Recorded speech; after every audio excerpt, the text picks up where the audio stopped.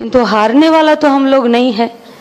জিতবো বলেই তো ময়দানে নেমেছি, মুখ দেখাতে তো আসিনি, লড়ে জিতে আদায় করে নেব বলেই এসেছি। স্কুলে পড়তাম তো পিছনের বেঞ্চে কোণে যদি বসতাম তো দিদিমণিদের চোখ ঠিক চলে যেত। কেন?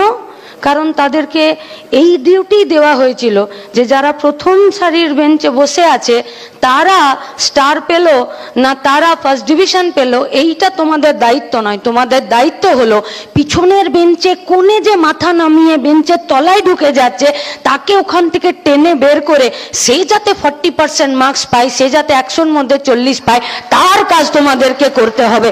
এইটা মার্ক্সবাদ বলে, এইটা কমিউনিস্ট আন্দোলন বলে।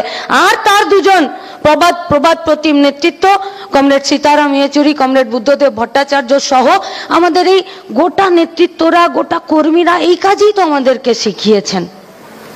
তাই লড়াইয়ের রাস্তাটা কঠিন। নাটক দেখতে গেছিলাম, থিয়েটারের একটা ডায়লগ ছিল যে যদি তোমার চলার পথে কোনোদিন শয়তানের মুখোমুখি তুমি যদি না হচ্ছ, তুমি নিশ্চিত জেনে দেখো শয়তান তোমার সাথে চলছে।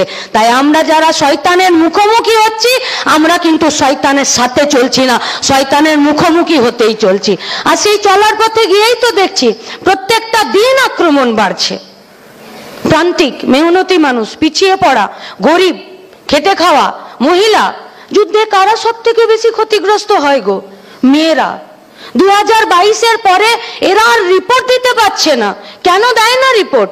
ওই যে 26,000-এর তালিকা যেমন করে দিচ্ছিল না, কেউ কি বলে নাকি যেমন দোকান কাটা আছে চলো আমি মাঝে রাস্তায় দিয়ে চলি, এরা শুধু এইটা করতে পারে। তাই এরা 2022-এর পর আর রিপোর্টই দিচ্ছে না যে কি হলো। 2025-এর আগস্ট মাসের শুরুতে রাজ্যসভার এক সাংসদ এদেরকে প্রশ্ন করেছিল, দেশের সরকারের পক্ষে যারা দাঁড়িয়ে আছে তাদেরকে, সেই দলের যারা এমপিরা আছে তাদেরকে বললো কেমন আছে বলো তো আমাদের দেশের মেয়েরা? আমতা আমতা করে বলল যে দেখো 2022 পর্যন্ত আমাদের কাছে রিপোর্ট আছে, বুঝলে, সেখানে শুধু এই রিপোর্টটাই এসছে 1,67,314 জন মেয়েরা অত্যাচারিত হয়েছে, নিপীড়িত হয়েছে, ধর্ষিত হয়েছে, ইভটিজিং এর শিকার হয়েছে এবং গার্হস্থ্য শিকার হয়েছে। বলল বাকি রিপোর্ট? বলল তা তো নাই। বলল কেন? বলল ঝাপ বন্ধ করে দিয়েছি, কত আর লিখবো, গুনতে গুনতে হাত ব্যথা হয়ে যাচ্ছে। 1,67,314, 1,67,314 যন্ত্রণা, 1,67,314 চোখের জল, বিচার না পাওয়া, ন্যায় না পাওয়া। 1,67,314-র মধ্যে পশ্চিমবঙ্গ 35,000-এ বিলং করছে। কতজন পারে পুলিশের কাছে রিপোর্ট লেখাতে? এ তো পুলিশের কাছে পাওয়া রিপোর্ট। আপনি সোশ্যাল মিডিয়া খুঁজুন, আপনি পোর্টাল খুঁজুন, আপনি আমাদের দেশের সমস্ত সংবাদ মাধ্যম খুঁজুন, 300টার বেশি আপনি খবর পাবেন না। কেন নেই? 2019, 20, 21, 22, 23 ততক্ষণ পর্যন্ত টিম করে কিছু তারা আমাদেরকে রিপোর্ট দিচ্ছে। কেমন আছি আমরা এই পশ্চিমবঙ্গে? 100টার মধ্যে 42টা মেয়ের 18 বছরের নিচে বিয়ে হয়ে যায়।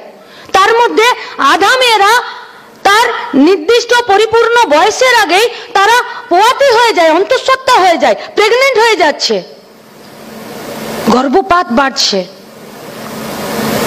অপুষ্টি, আনহেলদি বাচ্চাদের জন্ম হচ্ছে, মায়ের শরীরে রক্ত নেই, বুকে দুধ নেই। যে বাচ্চা জন্ম নিচ্ছে সেই বাচ্চা 5 বছর পর্যন্ত 100 জনের মধ্যে 5 জন মরে যাচ্ছে, আর জন্মানোর পর 37 জনের শরীরে এত অপুষ্টি যে তারা রোগগ্রস্ত হচ্ছে। ভালো আছি আমরা? বলে দিলেই হলো। তুমি ত্রিফলা লাগিয়েছিলে, টাকা গাদা খেয়েছো, ভুলিনি আমরা। কেউ কেউ ভুলে যেতে পারে, ও আলোতে আমরা আলোকিত হইনি, ও টাকার আলোতে তোমরা আলোকিত হয়েছিলে।